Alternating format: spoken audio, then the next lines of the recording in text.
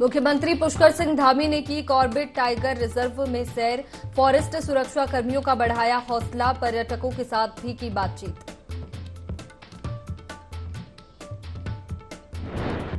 Operation Ajay के तहत Israel से भारतीय नागरिकों को सकुशल लाया गया दिल्ली। उत्तराखंड के 2 लोग दून के लिए हुए रवाना, सरकार का जताया आभार।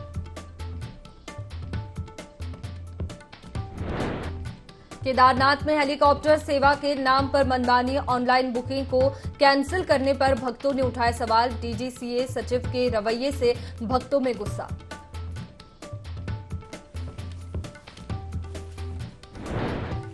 सितारगंज पुलिस को मिली बड़ी सफलता, 25,000 के इनामी वांछित आरोपी को किया गिरफ्तार। 315 बोर का तमंचा और कार भी की बरामद।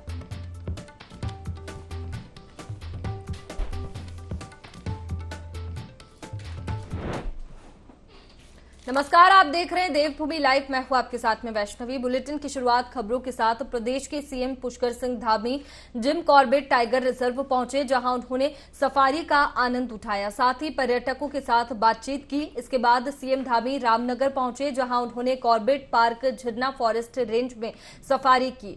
वहीं सीएम धामी ने टाइगर रिजर्व के निदेशक डॉक्टर धीरज पांडे के साथ कॉर्बेट टाइगर प्रशासनिक प्रबंध के विषय में जानकारी ली।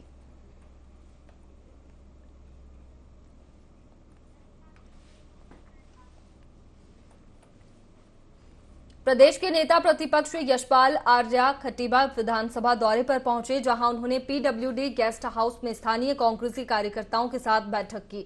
बैठक में आगामी लोकसभा चुनाव को लेकर विपक्ष की रणनीति पर विचार विमर्श किया गया। वहीं पीएम मोदी के दौरे को लेकर कहा कि लोकसभा चुनाव बहुत करीब है, हम चुनाव की दहलीज पर खड़े हैं। प्रदेश के कई मुद्दे हैं जिन पर ठोस कदम उठाए जाने की आवश्यकता है।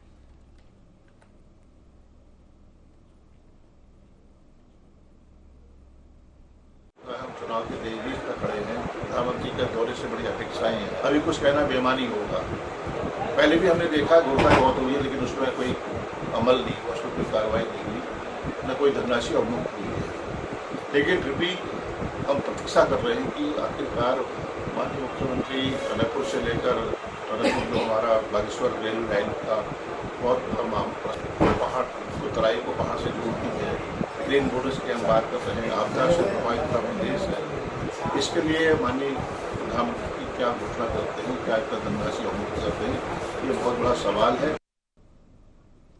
नवरात्रि के साथ अब लगातार त्योहारों का सिलसिला शुरू होने वाला है, लेकिन अब भी राजधानी देहरादून में धीमी गति से चल रहे स्मार्ट सिटी के कार्यों की वजह से सड़कों की हालत में खासा सुधार देखने को नहीं मिला है, जिसे देखते हुए जनता को भी खासी दिक्कतों का सामना करना पड़ रहा है। इस बात को लेकर देहरादून के मेयर सुनील उनियाल गामा का कहना है कि पहले स्मार्ट सिटी के काम धीमी गति से चल रहे थे, लेकिन अब कामों में तेजी आ गई है। साथ ही उन्होंने आश्वासन दिलाते हुए कहा कि इन्वेस्टर्स और दिवाली से पहले देहरादून की मुख्य सड़कों के साथ स्मार्ट रोड का काम भी पूरा कर लिया जाएगा, जिसके लिए सभी अधिकारियों को निर्देश दे दिए गए हैं और लगातार निरीक्षण भी किया जा रहा है। काम पहले बहुत स्लो थे, लेकिन अब उन्होंने कुछ रफ्तार पकड़ी है और इन्वेस्टर समिट से पहले और दिवाली से पहले हम जो मेन रोडों के काम हो रहे हैं, चाहे वो चक्रता रोड हो, चाहे राजपुर रोड हो, चाहे हरिद्वार रोड हो, चाहे एसी रोड हो, हमारी स्मार्ट रोड बननी है। उसके लिए भी हम इन्वेस्टर समिट से पहले ये सब काम कंप्लीट हो जाएंगे। ये अधिकारियों को भी कहा है और लगातार हम उसकी मॉनिटरिंग भी कर रहे हैं। सरकार जनता के द्वार कार्यक्रम के तहत सचिव ब्रजेश कुमार संत ने चिन्याली सौड़ विकासखंड के तुलियाड़ा गांव का भ्रमण किया और जनता की समस्याओं को सुनने के साथ ही विकास कार्यों की प्रगति का जायजा लिया। चौपाल में सड़क, पेयजल, स्वास्थ्य, विद्युत, राशन कार्ड, आयुष्मान कार्ड, शिक्षा और खाद्य से संबंधित कुल 41 शिकायतें प्राप्त हुई, जिनमें से अधिकांश शिकायतों का मौके पर ही निराकरण किया गया। वहीं बचे हुए मामलों के निराकरण के लिए अधिकारियों को निर्देश दिए।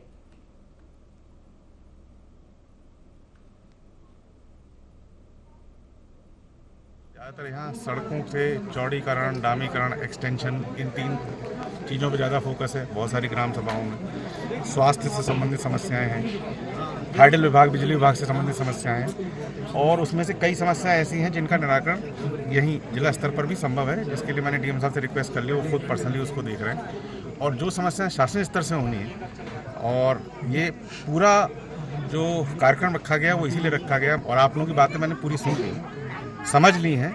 उन समस्याओं को मैं हर हाल में जो मेरे विभाग से संबंधित हैं वो जो मेरे स्तर से होनी है वो मेरे स्तर से हो जाएंगी और अन्यथा बाकी विभागों को सूचित कर दिया जाएगा, परस्यू किया जाएगा और समस्याओं का समाधान किया जाएगा जल्दी। जिला अधिकारी हिमांशु खुराना और कर्णप्रयाग विधायक अनिल नौटियाल ने महिला बेस अस्पताल सिमली का निरीक्षण किया और स्वास्थ्य व्यवस्थाओं की समीक्षा की। जिला अधिकारी ने सीएमओ को निर्देशित करते हुए कहा कि डीडीओ कोड रजिस्ट्रेशन होने तक मुख्य चिकित्सा अधिकारी कार्यालय के माध्यम से स्वास्थ्य उपकरणों की खरीदारी सुनिश्चित की जाए और जरूरी उपकरणों को खरीदने के लिए जिला योजना में भी प्रस्ताव दे। साथ ही चिकित्सा सामग्री की खरीद में गुणवत्ता का विशेष ध्यान रखने की बात कही।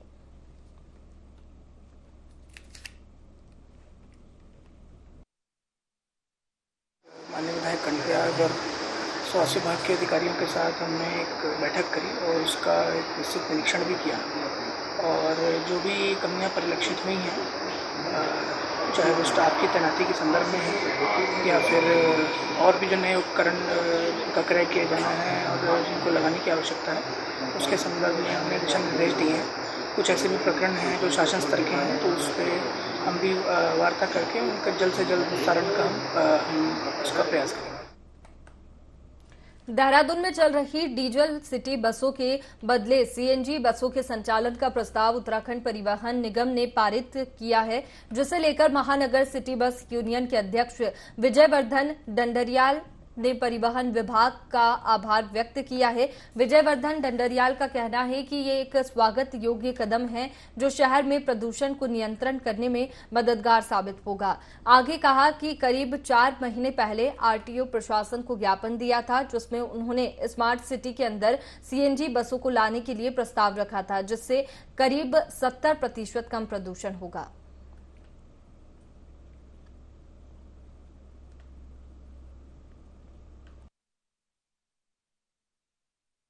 हमारे द्वारा जब स्मार्ट सिटी की जब ये कल्पना ही कर रहे थे, इसके बाद जब ये धीरे धीरे धरातल पे आने लगे स्मार्ट सिटी का, तो हमने भी जो है एक प्रस्ताव जो है पहले ट्रांसपोर्ट कमिश्नर को हम दे चुके हैं, जिसमें हमारे द्वारा ये कहा गया था कि जितनी भी हमारी जो बसें हैं उसमें अगर आप हमें सरकार जो है जैसे इलेक्ट्रिक बसों का अगर आप सब्सिडी दे रहे हो, उसी प्रकार से अगर हमें 50% अगर हमें आप सिटी बसों में अगर सब्सिडी देते हो और 50% जो है अगर वीर चंद्र सिंह गढ़वाली योजना का जो योजना में जो 4% या 5% जो भी लोन की वो है प्रक्रिया है, अगर हो जाती है तो हम इसको जो है धरातल पे आपकी जो है स्मार्ट सिटी के साथ साथ हम भी अपनी बसों को जो है उतारने को आतुर हैं। स्मार्ट सिटी के अंदर अगर आप अच्छी बसों को लाने को हो तो हम भी सिटी बसों को जो है डीजल की अपेक्षा सीएनजी में लाने को तैयार हैं। सितारगंज में बीते 30 सितंबर को NH 74 पर स्थित पंजाबी ढाबे पर हुई फायरिंग के मामले में वंचित चल रहे आरोपी को पुलिस ने गिरफ्तार कर लिया है। आरोपी के पास से 315 बोर का तमंचा और कार बरामद हुई है। पुलिस ने फरार आरोपी पर 25,000 का इनाम घोषित किया था, जिसके बाद आरोपी पर शिकंजा कसा।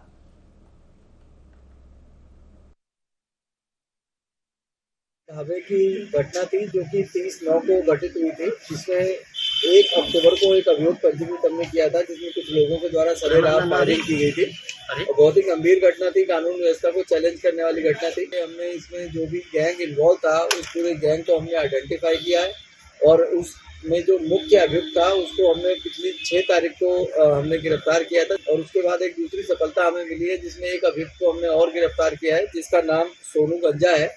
और इससे हमने जो घटना में प्रयुक्त वेपन था, जो तमंचा जिससे फायर किए गए थे, वो भी हमने बरामद किया और साथ में एक स्कॉर्पियो गाड़ी जो घटना में प्रयुक्त हुई थी उसको भी हमने बरामद किया है। तो इन सबका संज्ञान लेकर के इन्वेस्टिगेशन में सारे फैक्ट्स को इंक्लूड करते हुए इनके खिलाफ कड़ी से कड़ी निरोधात्मक कार्रवाई हम लोग कर। सितंबर को देहरादून के पटेल नगर थाना क्षेत्र स्थित लाल पुल के नीचे एक युवक का शव मिला। एसएसपी अजय सिंह ने मामले का खुलासा करते हुए बताया, मृतक शिव को उसके ही दोस्तों ने 3 से 4 हजार रुपए के लिए मौत के घाट उतारा था। चंद पैसों को लेकर हुए विवाद में डंडे से सर पर वार कर शिव कुमार की हत्या कर दी। मृतक के 3 दोस्तों में से 2 दोस्त चोरी और ड्रग्स तस्करी के मामले में भी जेल जा चुके हैं।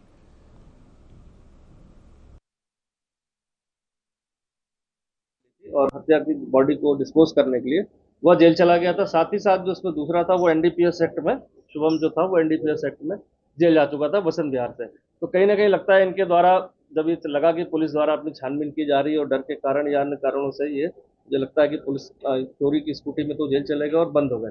साथ ही साथ जो उसमें तीसरा अभियुक्त था वो मौके से फरार था। जब ये केस रजिस्टर्ड हुआ तो उसकी तलाश की गई और उसको भी जो है आशीष है जो इसको भी गिरफ्तार कर लिया गया। पूछताछ में उन्होंने बताया कि वो नशा करने के आदी थे, साथ में बैठते थे और किसी बात को लेकर, पैसे के लेन देन को लेकर इनके पुराने वहाँ झगड़ा हुआ और झगड़े के दौरान ही तीनों ने मिलकर उसको एक साजिश के तहत उसको डंडे से उसको वार किया जिससे उसकी मृत्यु हो गई। डेड बॉडी डिस्पोज करने के लिए उनके द्वारा एक स्कूटी चोरी की गई और लाल पुल के नीचे जाली कटी हुई है, वहाँ से डेड बॉडी को फेंक दिया गया था। तो इसका जो मोबाइल था विक्टिम का, जो मृतक है, वो भी बरामद कर लिया गया और इनसे 2 अभियुक्त हैं उनका भी पुलिस पीसीआर में या जुडिशियल परमिशन लेकर उनको भी बयान दर्ज किए जाएंगे और आगे की कार्रवाई की। 2024 के लोकसभा चुनाव में भाजपा को टक्कर देने के लिए कांग्रेस के सोशल मीडिया विभाग ने कमर कस ली है। इसी कड़ी में लोगों से जुड़ने के लिए उत्तराखंड कांग्रेस के सोशल मीडिया विभाग ने व्हाट्सएप नंबर जारी किया है। विभाग के प्रदेश प्रभारी शुजा गांधी की मौजूदगी में ये व्हाट्सएप नंबर जारी किया गया। कांग्रेस प्रदेश मुख्यालय में मीडिया से वार्ता करते हुए शुजा गांधी का कहना है कि लोगों तक अपनी बात पहुंचाने के लिए कांग्रेस पार्टी ने सच की आवाज बने उत्तराखंड कांग्रेस से जुड़े स्लोगन के साथ इस व्हाट्सएप नंबर को लॉन्च किया है। देखिए, आज हमने जो है अपना उत्तराखंड कांग्रेस सोशल मीडिया का व्हाट्सएप नंबर जो है लॉन्च किया है। इसको लॉन्च करने के पीछे का जो हमारा मकसद है वो ये है कि हमारी बातें जो है नीचे तक जा सके और नीचे की जो बात है वो ऊपर तक आ सके। हमारा जो स्लोगन है, सच की आवाज़ बने उत्तराखंड कांग्रेस से जुड़े, और ये नंबर है हमारा 8126918910।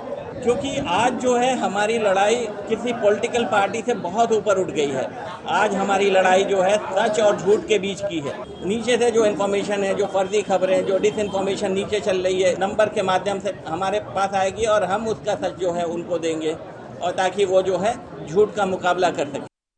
नगर निगम ने मलिन बस्तियों पर से हाउस टैक्स हटा लिया है। इस पर निगम के नेता प्रतिपक्ष अशोक वर्मा ने महापौर सुनील उनियाल को धन्यवाद देते हुए उनका आभार माना है। नेता प्रतिपक्ष ने कहा कि मलिन बस्ती वासियों को राजनीतिक दृष्टिकोण से नहीं बल्कि मानवीय दृष्टिकोण से देखना चाहिए। उन्होंने कहा कि किसी के अधिकारों का हनन नहीं किया जा सकता है। वहीं महापौर सुनील उनियाल ने कहा कि मलिन बस्तियों से जो टैक्स लिया जा रहा था उसमें कुछ गलतियां थी, इन गलतियों को अब ठीक कर लिया गया है।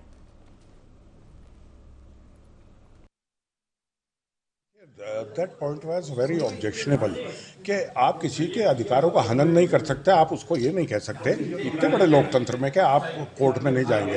ये अपने आप में बहुत दुखद था। और जब हमारे संज्ञान में ये आया तो हमने मेरे साहब से आग्रह किया और हमने लिख के दिया कि साहब ये बड़ा ऑब्जेक्शन है, हमें इसमें ऐसा नहीं होना चाहिए। संसार का सबसे बड़ा लोकतंत्र भारतवर्ष कहलाया जाता है, यहाँ पर ऐसा नहीं होना चाहिए। तब उन्होंने, मुझे इस बात की बेहद खुशी है कि उन्होंने संज्ञान लिया इस बात का और उस जो पॉइंट को था, बिंदु जो वो था, उसको रेज कर दिया, इससे हटा दिया शपथ पत्र से।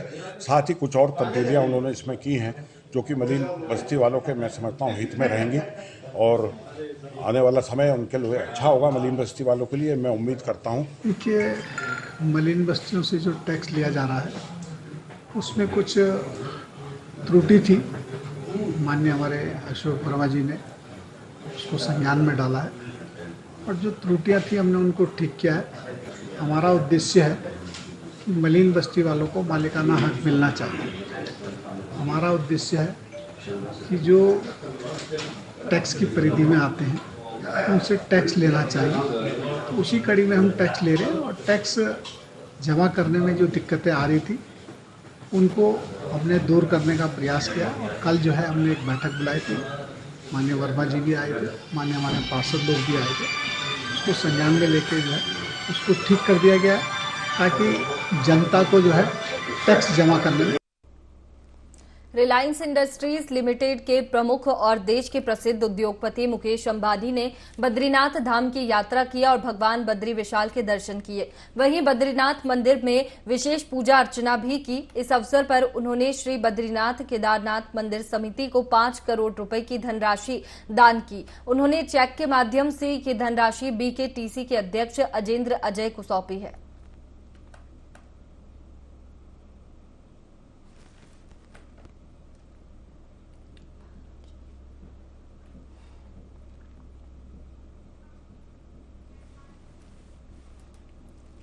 चलिए आगे बढ़ेंगे। कोतवाली पटेल नगर क्षेत्र में लाल पुल के नीचे अज्ञात व्यक्ति का शव मिला है। पुलिस ने मामला दर्ज कर लिया है। पुलिस के अनुसार मृतक की शिनाख्त कर ली गई है। वह एक यूपी का रहने वाला था। शव पर चोट के निशान मिले हैं, जिससे पुलिस को संदेह है कि ये हत्या का मामला है। पुलिस मामले की जांच में जुटी हुई है।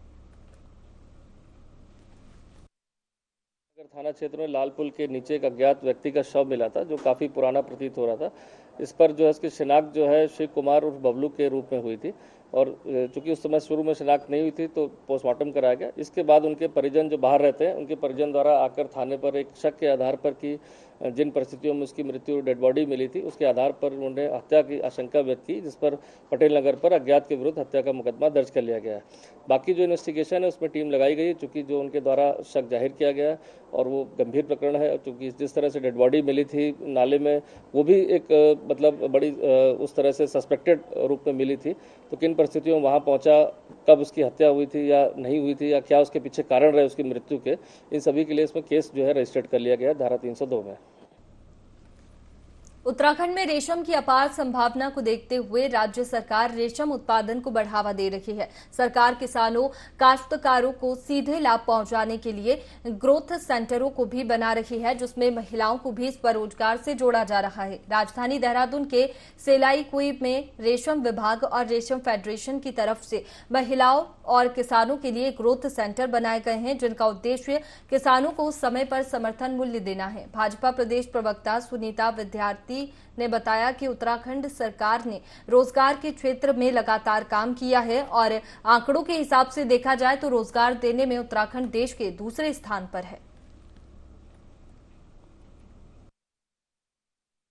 प्रदेश हमारा रोजगार देने में जो आंकड़े सामने आए हैं वो दूसरे स्थान पे हमारा उत्तराखंड प्रदेश है और इसका पूरा का पूरा श्रेय जो है माननीय मुख्यमंत्री श्री पुष्कर सिंह धामी जी को जाता है, क्योंकि उन्होंने 24 आवर्स जिस प्रकार से यहाँ के प्रदेश की जरूरतें समझी, यहाँ की आवश्यकताएं समझी, उन पर कार्य वो लगातार कर रहे हैं। और अब हम स्वरोजगार की जो पहले से हमारी मुहिम माननीय प्रधानमंत्री श्री नरेंद्र मोदी जी ने चलाई हुई है, उसी को हम आगे प्रदेश में बढ़ा रहे हैं और MSME के माध्यम से छोटे छोटे उद्योग लाकर रूरल एरिया को, रूरल इंफ्रा को हम आगे डेवलप कर रहे हैं और लोगों को विभिन्न माध्यमों से रोजगार प्रदान करने की ऐसी योजनाएं लाके उनको लाभान्वित कर रहे हैं। चलिए आगे बढ़ते हैं। उधम सिंह नगर के जिलाधिकारी उदयराज सिंह खटीमा के नागरिक चिकित्सालय पहुंचे, जहां उन्होंने चिकित्सालय में मरीजों को दी जा रही स्वास्थ्य सेवाओं का निरीक्षण किया। साथ ही चिकित्सा प्रबंधन समिति की बैठक भी ली। बैठक में नागरिक चिकित्सालय में दी जा रही सुविधाओं एवं आवश्यकताओं पर चर्चा की गई। वहीं बेहतर स्वास्थ्य सुविधाएं उपलब्ध कराने के लिए 23 नए प्रस्तावों को स्वीकार किया गया।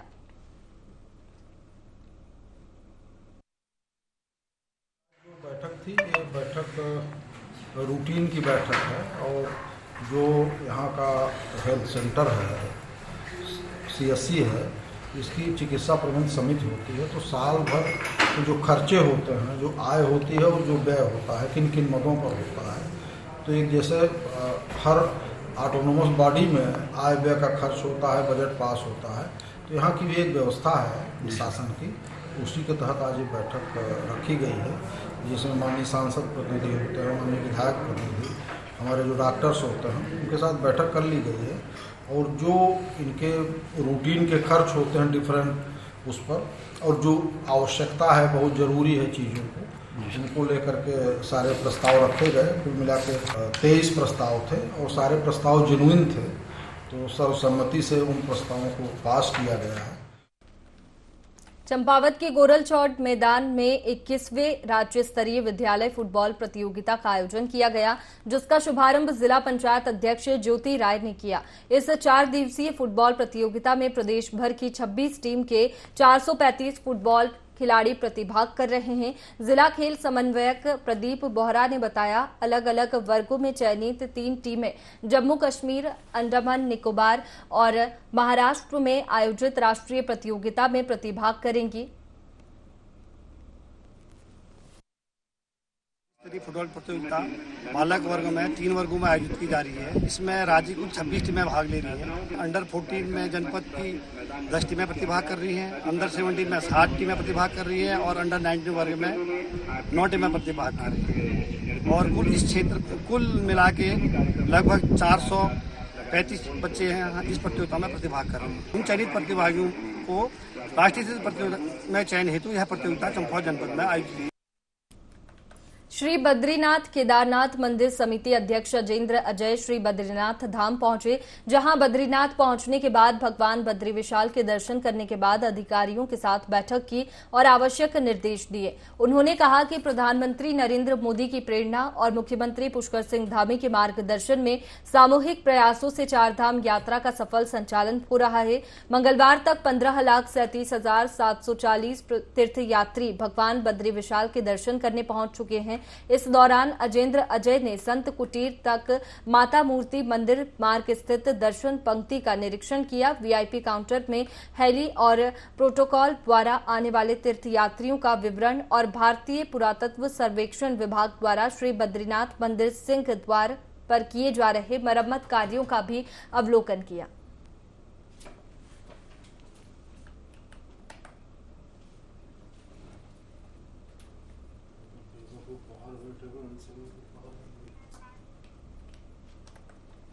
चलिए आगे बढ़ेंगे। भारतीय क्रिकेटर सुरेश रैना ने हरिद्वार के दक्षिण काली मंदिर पहुंचकर पूजा अर्चना की और विश्व कप में भारतीय क्रिकेट टीम की जीत की कामना की। इस दौरान सुरेश रैना पूरी तरह से आध्यात्म के रंग में रंगे नजर आए। उन्होंने निरंजनी अखाड़े के आचार्य महामंडलेश्वर स्वामी कैलाशनाथ गिरी से भी आशीर्वाद लिया। साथ ही मीडिया से चर्चा करते हुए कहा कि इस बार क्रिकेटर अच्छा प्रदर्शन कर रहे हैं और उन्हें पूरा विश्वास है कि इस बार हमारी टीम जीतेगी। चल रहा है, इंडिया बहुत अच्छा कर रहा है। पहला मैच जीते, अभी दूसरा अफगानिस्तान के साथ चल रहा है। इंडिया का बहुत अच्छा चांस है। 2013 के बाद जो आईसीसी ट्रॉफी आएगी, मुझे लगता है 2023 में आनी चाहिए। और जिस तरह से अभी परफॉर्मेंस कर रहे हैं, 15 के 15 प्लेयर बहुत अच्छा कर रहे हैं। कुलदीप यादव, विराट कोहली, केएल राहुल, अब देखिए किस तरह से परफॉर्मेंस हो रही है टीम की। तो मुझे लगता है ये सही डायरेक्शन में जा रही है टीम। अभी बस गुरुजी का आशीर्वाद मिले और भारत को एक और विश्व कप मिले। हैट्रिक होनी चाहिए विश्व कप की। 2 हम जीत चुके हैं। 83 में 2011 का मैं हिस्सा था, मुझे पता है। मेरे घर में वो मेडल भी रखा है। माँ बाप की दुआ लगती है, ऊपर वाला का आशीर्वाद मिलता है। तो मेहनत करते रहो, फल तो जरूर मिलेगा।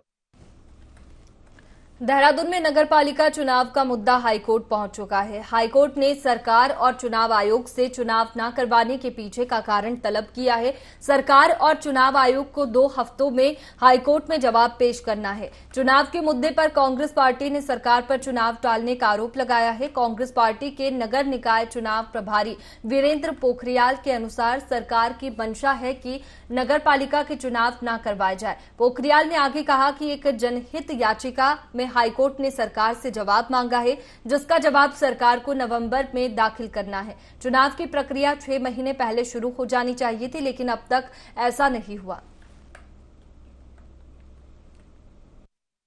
सरकार की शुरू से मंशा ये थी कि चुनाव न कराया जाए। आज जनहित जो याचिका हाईकोर्ट में डली है नैनीताल में, उसमें सरकार से जवाब मांगा गया 2 हफ्ते के अंदर में।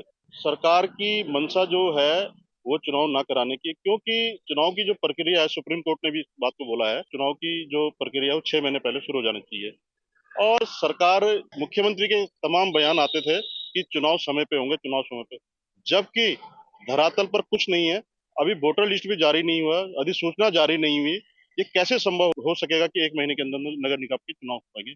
ये बड़ा मुश्किल काम है और सरकार इसको टालना चाह रही है, जो सरकार का उद्देश्य है, और सरकार उस चीज में कामयाब जरूर होगी। सितारगंज में कांग्रेसी कार्यकर्ताओं ने उप जिला अधिकारी के माध्यम से राज्यपाल को जनहित के मुद्दों के संबंध में ज्ञापन भेजा है। वहीं ज्ञापन में लिखा है कि वर्तमान में धान खरीद सत्र 2023 से 24 लागू होने के बाद धान खरीद चालू नहीं की गई है। शासन ने धान क्रय केंद्र भी आवंटित नहीं किए हैं, जिससे किसानों की खड़ी फसल खराब हो रही है। वहीं किसानों को काफी दिक्कतों का सामना करना पड़ रहा है। वहीं ज्ञापन भेजकर कांग्रेसी कार्यकर्ताओं ने धान खरीद के लिए क्रय केंद्र पर निर्धारित कांटे सुचारू रूप से तोल कराने की मांग की है। आज तक भी किसानों का धान नहीं तुला है, कोई कांटों पे व्यवस्था नहीं है, कच्चे आड़तियों के रजिस्ट्रेशन तक अभी नहीं हुए और मिलों का आवंटन भी नहीं हुआ है और धानों का किसानों का धान लूटा जा रहा है। और जब ये और 5-7 दिन में किसानों का धान जब सारा बिक जाएगा, उसके बाद फिर कच्चे आड़ती की शुरुआत करके क्या फायदा। उसके बाद तो फिर दलालों का धान तुलेगा, किसानों का धान तो लूट चुका होगा तब तक। तो ये सरकार हर बार सरकार का यही काम रहता है, किसानों का शोषण हमेशा होता रहा है और सरकार दम भरती है कि हम किसानों की आय दुगनी करेंगे, लेकिन किसानों ये योजना बनती तो किसानों के नाम पे है, लेकिन इसका फायदा किसानों का ना होकर दलालों को होता है। भारतीय महिला हॉकी टीम की स्टार खिलाड़ी वंदना कटारिया एशिया गेम में कांस्य पदक जीतने वाले के बाद पहली बार अपने गृह नगर जनपद हरिद्वार पहुंची, जहां उनका जोरदार स्वागत हुआ। वंदना कटारिया हर की पौड़ी पहुंची और मां गंगा का पूजन किया। महिला हॉकी खिलाड़ी वंदना कटारिया ने कहा कि अब उनका सारा ध्यान आने वाले ओलंपिक गेमों के क्वालिफाइंग की तैयारी पर है। फिलहाल बुलेटिन में इतना ही। खबरों का सिलसिला जारी रहेगा। बने रहिए IND 24 पर। नमस्कार।